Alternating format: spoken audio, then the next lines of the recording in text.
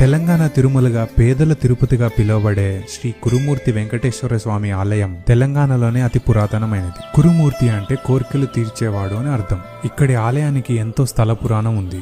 ఆకాశరాజు కుమార్తె అయిన పద్మావతి దేవిని వివాహం చేసుకునేందుకు అప్పు తీసుకున్న వెంకటేశ్వర స్వామి కుబేరుడి ఒత్తిడితో తిరుమలని వదిలి ఉత్తరం వైపు ప్రయాణం చేస్తాడు. అలా కృష్ణానది దాటి ఇక్కడున్న 7 కొండలలోని కాంచన గుహలో సేద తీరారు. ఆ శ్రీనివాసుని వెతుకుతూ పద్మావతి దేవి కూడా ఇక్కడికి చేరారు. పద్మావతి దేవి స్వామివారిని తన వెంట తిరుమలకి రావాలని అడగగా తనకు ఎంతో ఇష్టమైన కురుమూర్తి కొండలను వదలలేక వారి ప్రతిరూపాలను ఇక్కడ వదిలి వెళ్తారు. అప్పటి నుంచి స్వామివారు ఇక్కడికి వచ్చే భక్తుల కోరికలు తీర్చడం వల్ల వారు ఇష్టంగా ఇచ్చే కానుకలతోనే కుబేరుడి అప్పు తీరుతుందని నమ్మకం. అప్పటి నుంచి ప్రతి సంవత్సరం కార్తీక మాసంలో నెల రోజుల పాటు ఇక్కడ ఉత్సవాలు జరుగుతాయి. ఇది హైదరాబాద్ నుంచి 150 కిలోమీటర్స్ మాత్రమే వస్తుంది. అండ్ ఇక్కడ నుంచి బస్సెస్ మరియు ట్రైన్ కనెక్టివిటీ రూట్స్ కూడా